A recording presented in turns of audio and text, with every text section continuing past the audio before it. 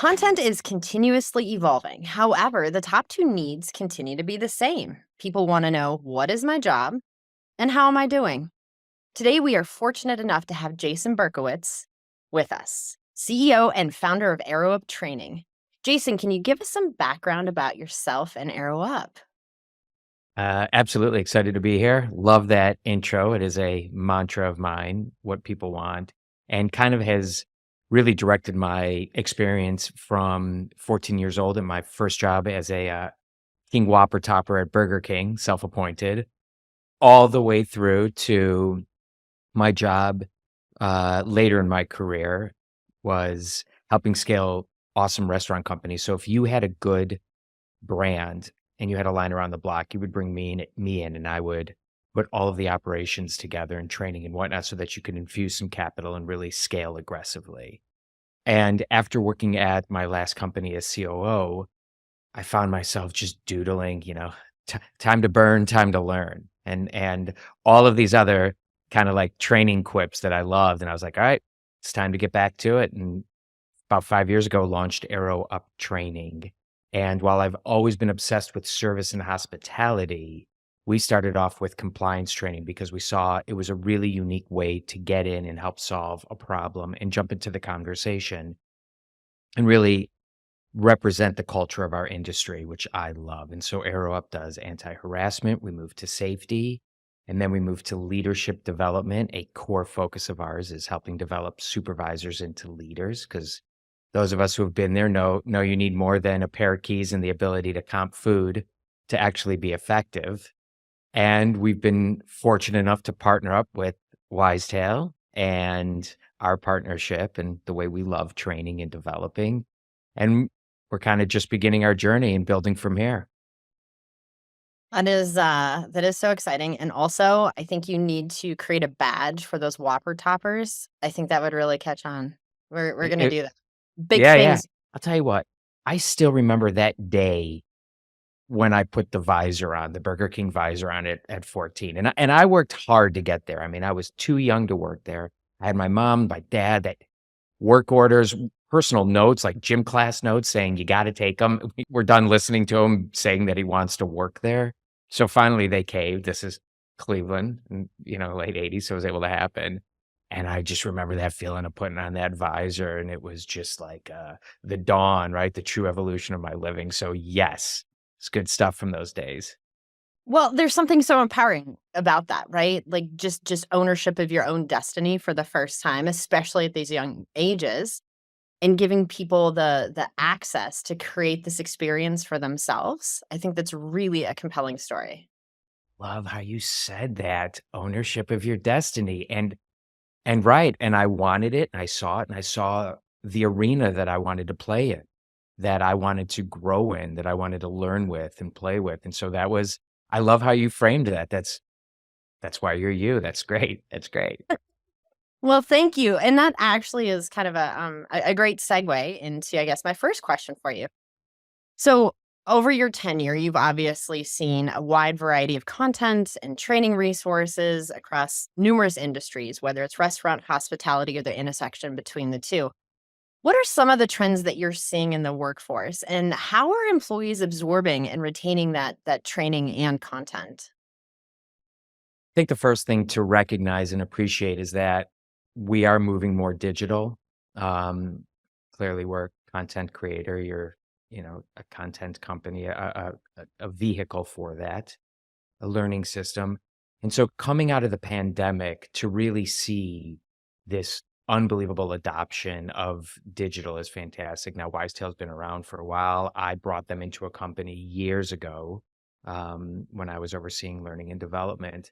So it's been there, but to watch it trickle down into smaller emerging brands and mom and pops all the way up to enterprise is absolutely magnificent. So first and foremost is digital. Now, it's one of the most important things to solve this problem, which we've all experienced, I'm sure, which is, hey, they do it this way at this location, but we do it this way. Or somebody comes over and you have this institutional knowledge that you have to get out of people's heads and create a level of consistency to just all across the board, not only for the customer experience and the guest experience, but for the employee experience. And that really matters because what does that come down to? The element of trust. Do I trust being here? Do I know what my job is? First of the things, what's my job and how am I doing? Do I know what that is? And so watching people document this is great. I think originally everyone thought that they needed a really big budget to create all of this digital content. And now with whether it's part AI tools, real situations and conversations. So you've got TikTok and Reels, and we're really seeing the authenticity of just somebody talking to us. I think people are realizing that you don't need 12 weeks of pre-production. Pull out the phone, grab a video, make it short, make it sweet, get it consistent, load it, and put it into some sort of procedure that you can standardize. I'm seeing that. I'm seeing this disarming of we need to be perfect. And we've learned that along the way, right? Perfect is the enemy at times, right? Done is better than perfect. Get it done, build it. And what's really cool is people then have set a framework or a blueprint of what we're doing. Then other people are jumping in and users are jumping in. And we'll get into that a little bit later. But I think people are realizing that they don't have to do everything themselves. Tap in your community of fellow team members, and it's becoming this sort of rough and rugged, all hands on deck type of training and learning, and it's cool. And people are digging it because it feels real. So one of the things you said I think is really interesting is you talked about the mom and pop shops versus large multinational corporate franchise owned. And when you're talking about consistency, it sounds like you're not just talking about between locations, but even within a location, having consistency and experience. Am I hearing that right? 100%. It's both, yeah, morning shift to night shift to 2 people doing it different ways. Um, absolutely. And people will feel that working different shifts, working with different leaders, working with different managers, right? John likes it this way when you walk in. Watch out for that, right? Or the owners expect something, but no one's ever really communicated it. It's just been on these hallway conversations. Document it. And I will tell you this much, 100% my philosophy is organized people work for organized environments. People who appreciate consistency stay in a consistent environment. We attract the workforce that we want to have. And so if anyone's measuring their ROIs on all of this, it's not immediate. You can look at things immediately, right? Yep, you train them to get the second drink down. You teach them how to upsell at the cashier. You teach them the consistency of the weight and measures of the taco that they're making or the cream cheese they're putting on the bagels, all of that stuff. Watch as you start to attract the people that want to work for these companies that are organized. The ones that don't appreciate it leave. The ones that do stay, and then your turnover minimizes and all of your KPIs start to move in the right direction. So really watch that arc. It's awesome. That is so interesting. And I really like the way you said that we attract the workforce we want to have. I'm taking copious notes here because I like the way you phrase things, which to me leads right into sort of a question around multi-generational workforce, right? We're in this unprecedented time. We've got arguably 4, soon to be 5 generations within the workforce. They absorb content differently. They have different learning styles and experiences, arguably humans, right? All have learning differentials, not just generational. But how do you think, and what has been your experience in businesses keeping up with that multi-generational approach? And where do you see some opportunities there?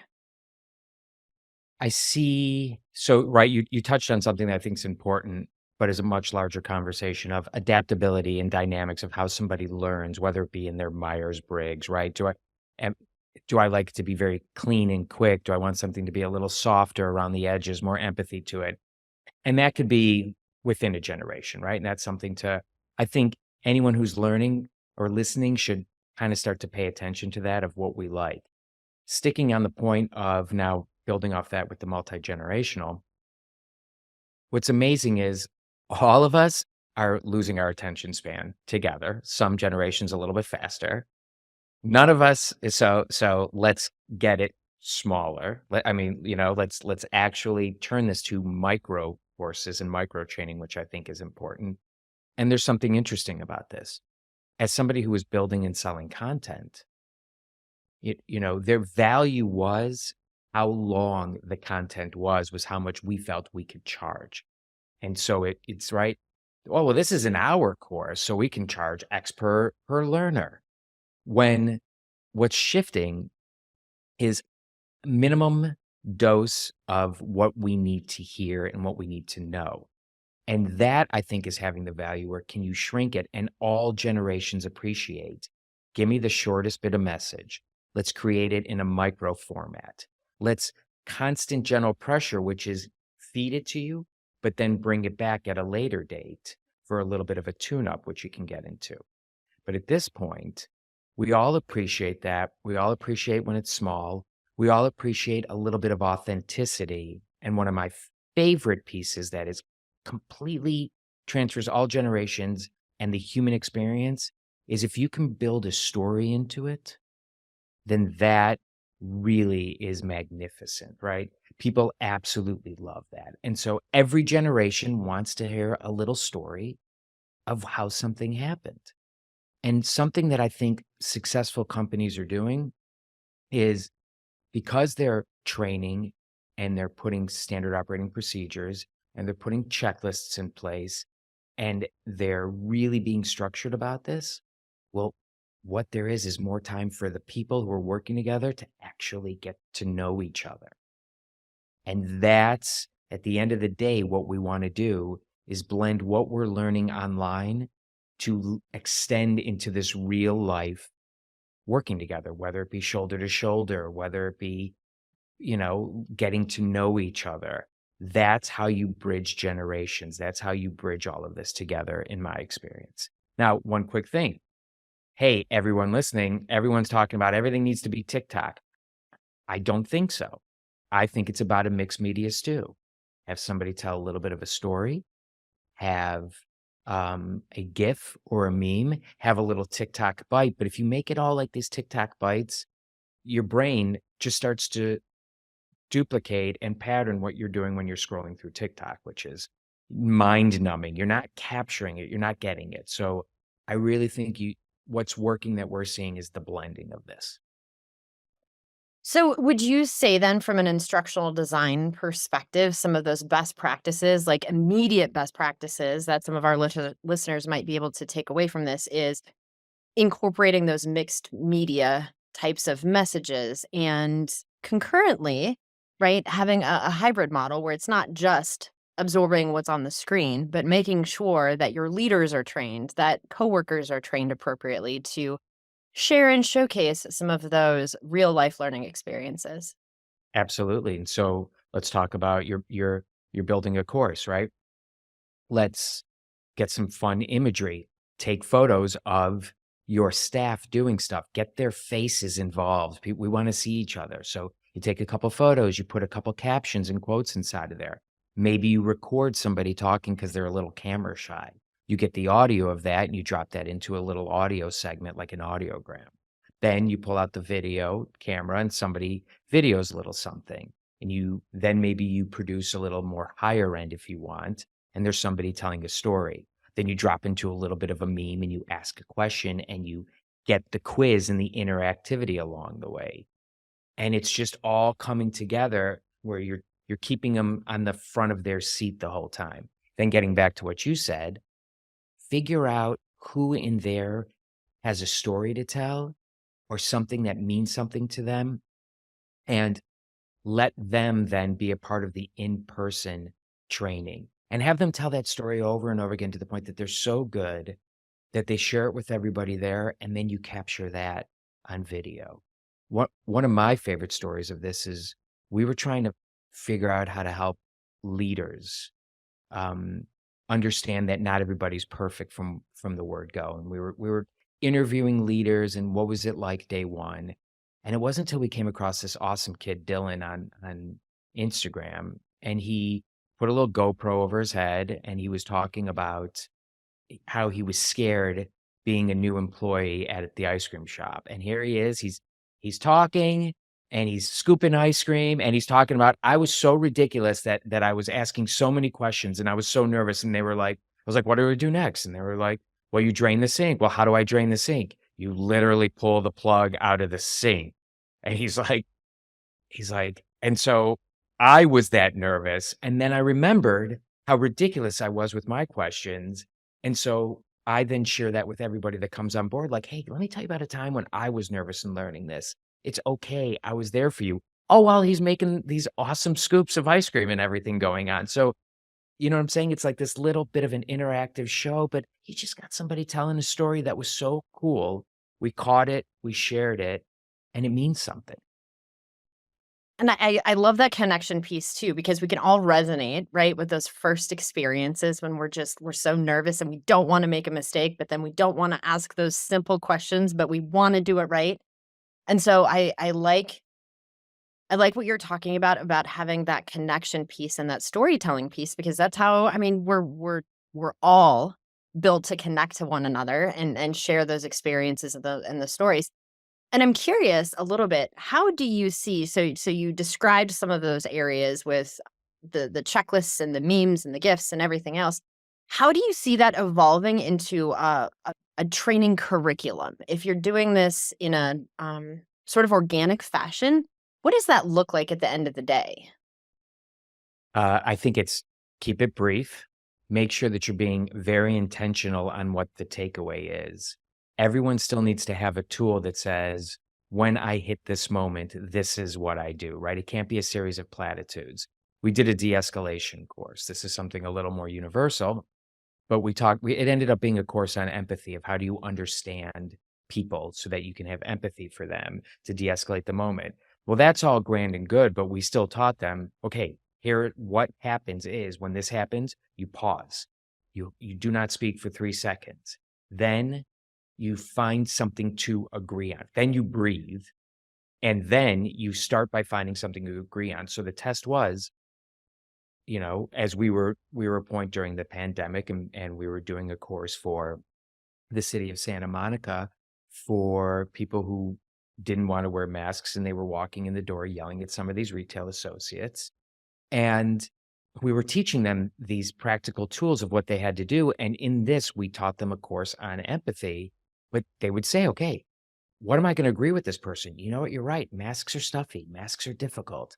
I hate wearing them. You're absolutely right. So it was a real practical tool that they would do, and more times than not, it disarmed and de-escalated the moment. Going back into a little bit of the training, if there's something very specific, how to make a cappuccino, the way that we greet guests, try to put as many triggers so that it's automatic and intentional in the training. That's what I think. So if A, then B. Something else is continue to ask questions along the way for feedback.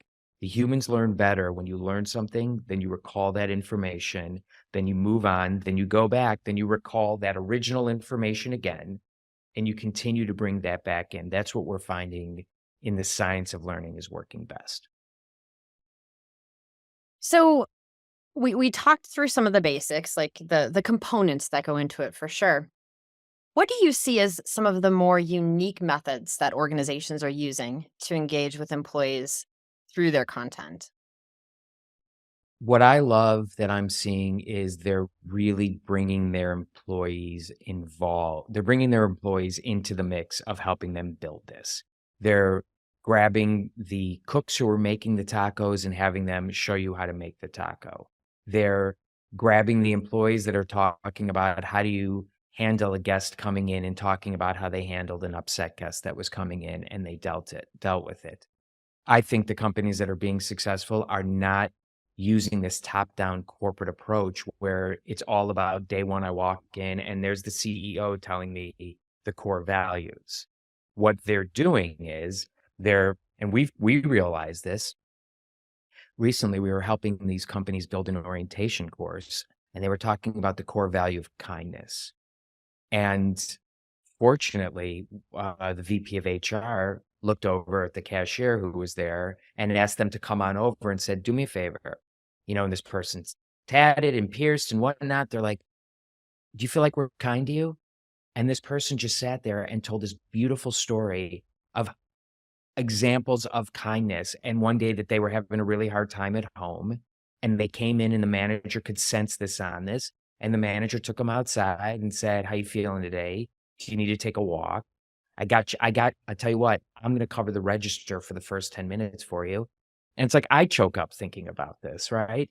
And here's this person not talking about top-down core values, telling a story of where kindness fits into this whole organization, and I love it, and I think organizations that are successful are bringing their team members and taking this bottom-up approach. So, again, let them show you how to make the cappuccino. Let them show you what the struggles are with pulling the bagel out when it's hot. Let them talk to you about stories of kindness and core values. That's what I'm seeing that's really working is it's a little gritty, and it's so relatable, and it's authentic. And they're seeing that just drop the corporate speak, man. Just be authentic. That's what's working. So, a few things in there. It's really interesting to me because you've sort of drawn that a parallel path, if you will, between the storytelling, between the authenticity, and then going back to one of the first things you said that I've already called out, but I think it's worthy of calling out again. We attract a workforce we want to have, and so it sounds like allowing more of what we used to call crowdsourcing, right? But more of a bottoms up approach builds a culture in an organic, authentic way versus you must follow these 10 rules of this organization. Yeah, that's it. And people want to see the people that we relate to. We want to see our peers. We want to see the ones around us that we aspire to be, that they're giving us the sign of approval, the seal that they're working here, and therefore it's cool if we work here. So crowdsourcing is a great way to look at it. And it's leveraging your team. Now, make sure your team's getting paid, that they're on the clock. Make sure all of that is taken care of, right? But ask your team, here's what's great. Everyone, go look at your checklists. There's this amazing function, right? Inside Wisetail. Everyone go look at your checklist right now and read those checklists out loud and see if you know a 13-year-old or a 15-year-old or a 16-year-old, is that how they would talk to each other to do the checklist? Does it say ensure that we have the utmost? You're gonna lose them right there. Hey, make sure, because like add a little Y into it. Because hurts when it goes down. When it's raining, please make sure we got something to put the umbrellas in when it's wet outside. Just take it now and just read through every single checklist and see if it comes literally out of the playbook of Burger King, which I loved, but in the 80s, it should not read like that. It should read like today, two people talking to each other, not because I told you so. It's got a little bit of a why, and you just drop that in like we're speaking to each other. So that, again, you're going to attract the workforce, and you don't have to worry about writing it. Go hand it to the people who are doing that and say, help me out, rewrite this thing so it doesn't sound dorky and terrible. So it sounds to me like you have a very strong recommendation for instructional designers, L&D professionals, really anyone who is in any way engaged with employees within a business to make things more approachable, to add a personalized flair and flavor to things. Yeah, to bring your personality into it, to grab people around you who have personality and to get them into the mix. Look at it like a concept album. Just grab people that are there. What do you want to do? Hey, this is a little track that we want to put in together. I mean, get into the art of it. So absolutely. Crowdsource the personality, kick it off with your own personality, be authentic, and then track it. Because you know what? You might think you have a hit on your hands, but you got to tweak it a little bit. And that's okay. All great producers, Swifties know Taylor records 50 songs to get 5 of them right. So it's okay if you didn't get the first. Don't be so precious. Track it, get it out there, see if the personality's vibing, see if it fits, tweak it, all good. And it goes back to that whole construct, right? Perfection is the enemy of done sometimes. And so are there areas that you would caution our listeners against sort of just throwing things out there. I know you had talked early on about starting Arrow Up in that compliance space. Are there specific areas that you would recommend maybe a more prescribed approach to ensure, oh, there's the word ensure. Don't look at my checklist. They'll be full of words just for me. Um, but are there areas of content that you would recommend buying more off the shelf, pre-developed, pre-written content? Well, I mean, first off, you've got the best, anti-harassment, training in the market at a company like Arrow Up. So, absolutely, I think that because first off, there's legalities to it, there's compliance to it, and so it's a great question, right? So, for us, we took to heart that we wanted it to feel very real and get real stories, but it's very professional and it's been vetted by attorneys and there's enough there that we produced it. And in anything, it's high low, right? There's a little bit of high low. So we do our safety training, very high elements, very high production, and then very low feelings of relatability and authenticity. Again, that mixed media stew. Our leadership development, which I'm most excited because we develop supervisors into leaders. Some of that stuff is really high production where we sit there and we capture these great interviews, but then we also have some Zooms and some stories of people just giving a selfie on their phone and making it relatable. So I think you have to look at it like the blend. There's also something else that's important. Careful of what's in the framing. Now, you can be authentic and real, but are you filming real quickly and the sanitizer rag sitting outside the bucket? Well, that's eternally there. You got to catch that. Is the is the shirt wrinkled or stained? Frame it, right? This doesn't mean that we're lazy. This doesn't mean that we're not completely attuned and attentive to what's going on. And assume you're going to capture magic because something that we didn't talk about, but it's really important and amazing on digital training is when you capture a story or you capture a magic on film, on video, well, now you can share it eternally with everybody because that feeling is there, that raw feeling's there. So before you press play or record, how does it look? Are the glasses where they shouldn't be?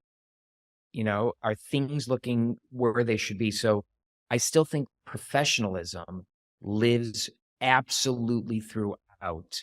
You want to check it. You want to play to the most neurotic denominator, which is how I look at service, right? Absolutely. Get the most obsessive compulsive person in the room who's with you and have them next to you while you're putting this stuff together because they're just going to see things that you might not see or vice versa. Absolutely. Going back to the crowdsource, high, low. You have to know when to do it. If you're going to capture the CEO talking about why they founded the company, yeah, bring in a crew, our crew, your crew, bring in a crew, get them nice backdrop, film it, make it nice, blend that together so there is an element of authority. You always want to balance authority versus authenticity and guerrilla style. So if I could use one word to just describe what you just explained, it sounds like intentionality, right? It sounds like making sure that if you're filming, you're being very intentional about what you're filming, what you're hoping your viewers or listeners or whatever medium it is are getting out of it, as well as having the right understanding of where this is hitting that high or that low. If it's a GIF, it's going to be a very different experience than if it's the CEO delivering on the mission and vision and value statement. 100%. And that begins with sketching it out. So again, you're building a project in our project. So we go back to something you talked about earlier, which is great. And I think it does need to be, we got to hammer in on this a little bit. Bull point it out, outline it out, understand where it's going, rough sketch it out. This is where we're going to put a little bit more money into the budget. This is where we're not going to worry about it so much. This is the intentionality of the point we want to hit. This is the question we're going to ask. A lot of times we learn by just asking the question that you care about, right? There are three options. Which one matters most? That's the takeaway. So be extremely intentional, map it out, and then you start to fill it in. The canvas is there, right? You piece together the colors and the feeling and the vibe that you got going on. So yes, 100%.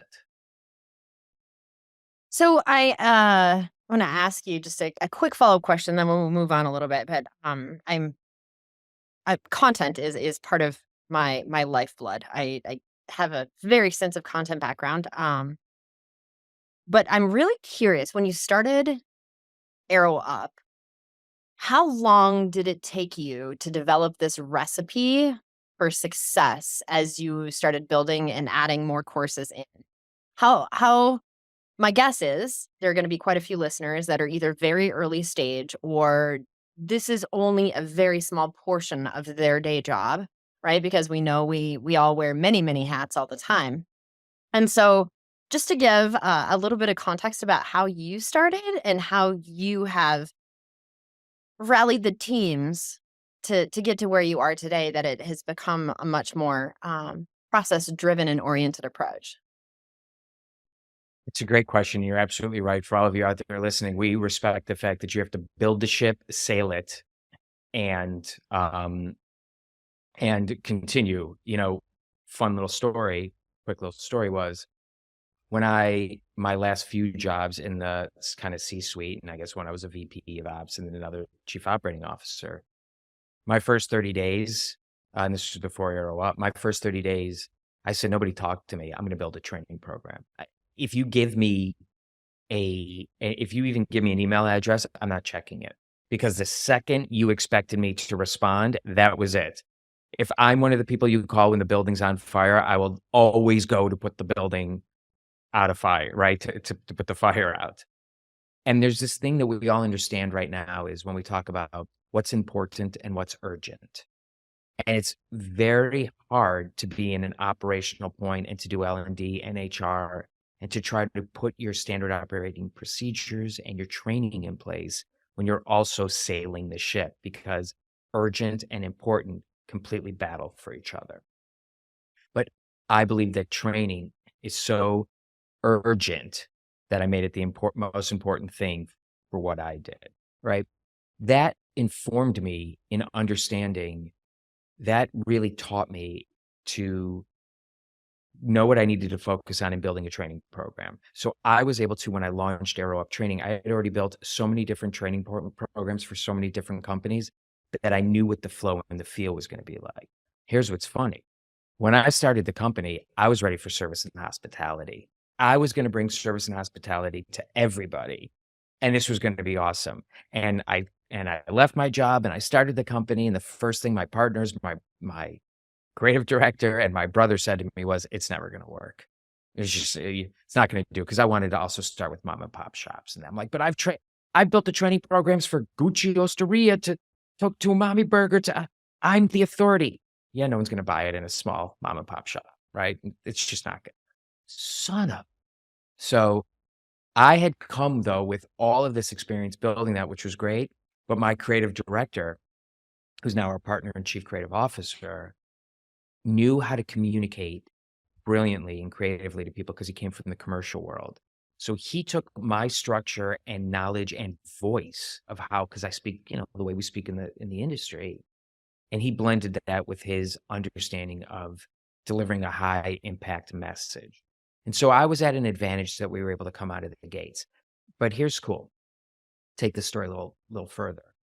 We started, our first course was anti-harassment training, right? Because again, no one's going to buy service and hospitality. So let's build something that everybody needed.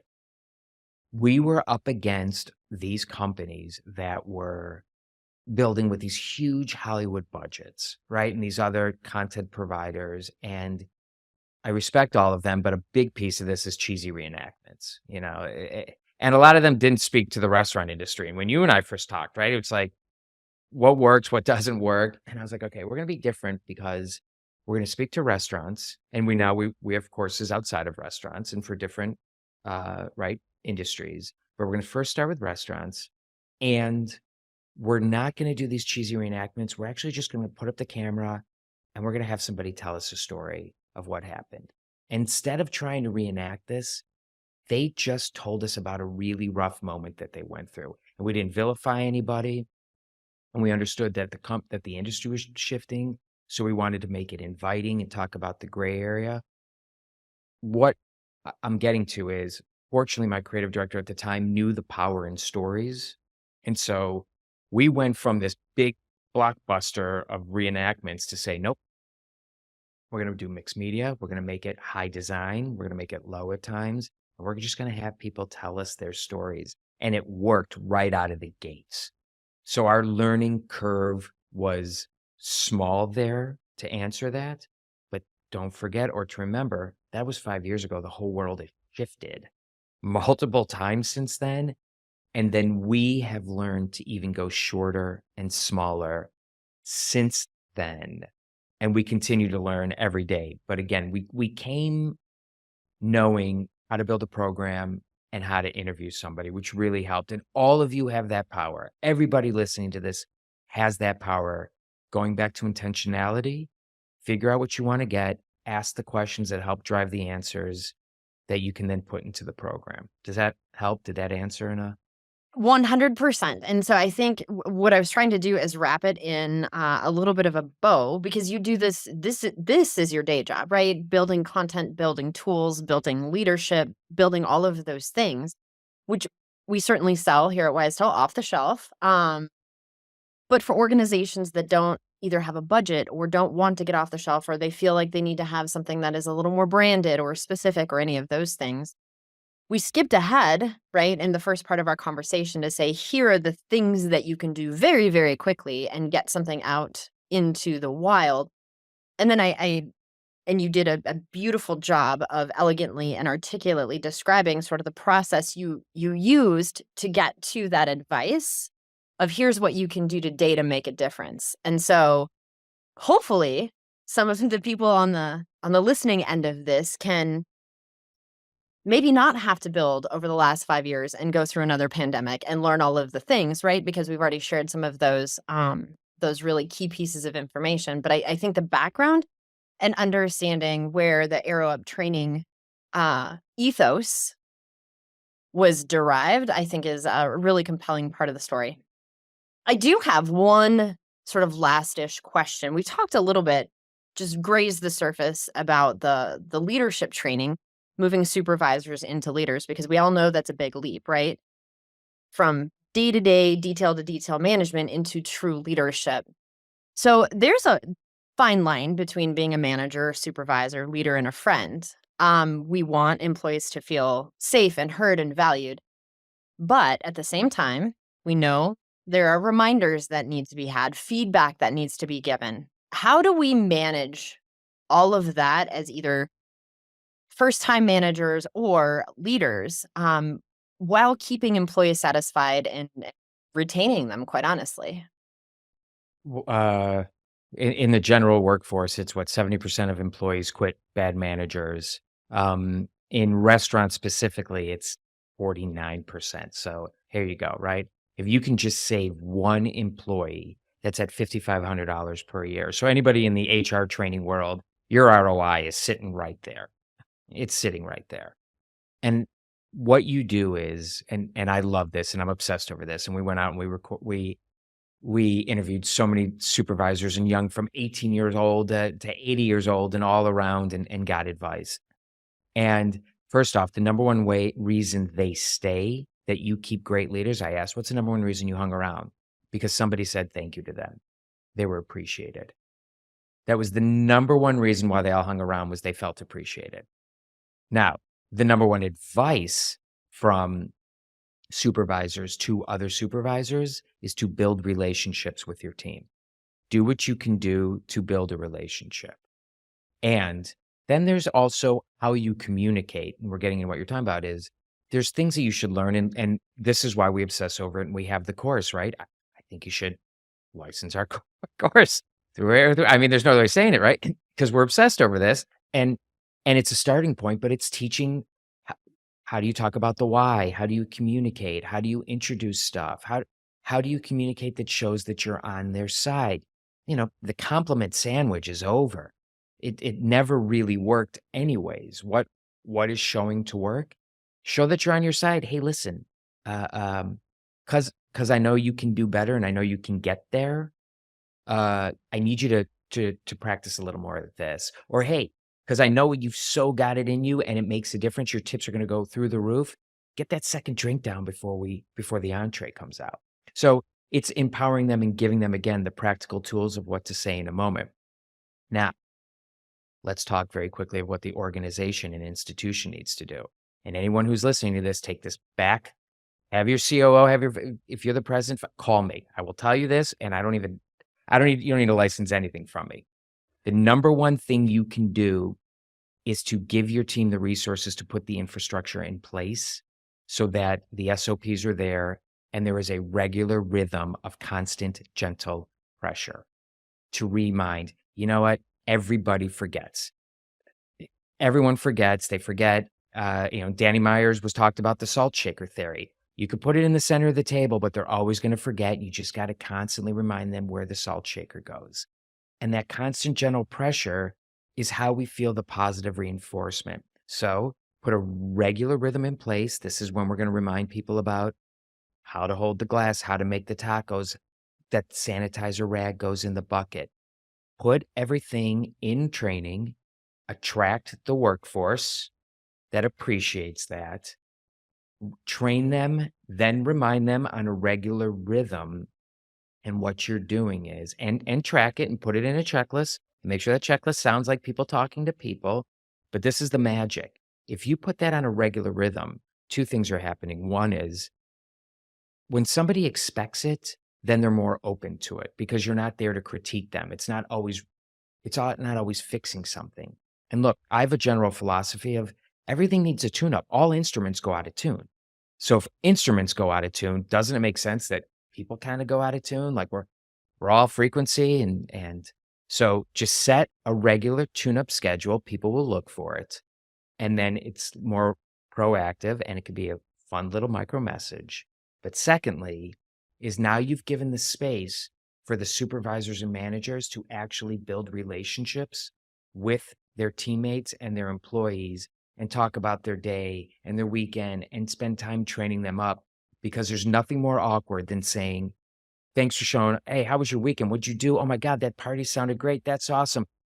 Yeah, listen, by the way, can you, we need to use the stepping stool to get the shirts off the top shelf. Do not use the egg crate, right? The milk crates. All of a sudden now you just broke that whole thing. So put the micro messaging into a standardized rhythm, get the tune-ups going so that people can be people and enjoy being together. And then the number one thing that we love to see when we walk into an institution, people smiling. That's how you get there. I think you wrapped up our entire conversation in such a neat bow right there. I am so grateful we landed on that last question because it touched on every one of the parts and pieces, the components that go into training, the need for consistency, having that gentle, regular, consistent pressure, all of those things. So, while we're wrapping up right now, I do have a question that I like to ask people because I think it's fascinating to just get under the hood just a little bit with all the people we talk with. If you were to design your own bumper sticker, what would it say and why? Okay, so let's look at this because there's a motto and there's a bumper sticker. And a motto is an eternal mantra for myself. A bumper sticker to me is a message, a simplified message to those that are usually following or behind or some sort of, right? I'm a billboard to them. And for that, if you were behind, it would say, thank you. It would just say, thank you. Oh my goodness. Which you already described as a compelling reason people stay at jobs. My guess is people build relationships, just that human connection component. Jason, this has been a true honor and a privilege. I always enjoy our conversations for sure. This one, probably the highest ranking so far. So I certainly hope you'll be back with us.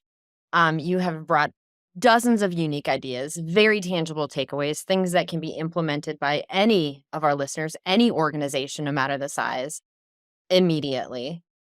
And so that's all the time we have today. Thank you so much. And thank you to all of our listeners for tuning in. Until next time. Thank you.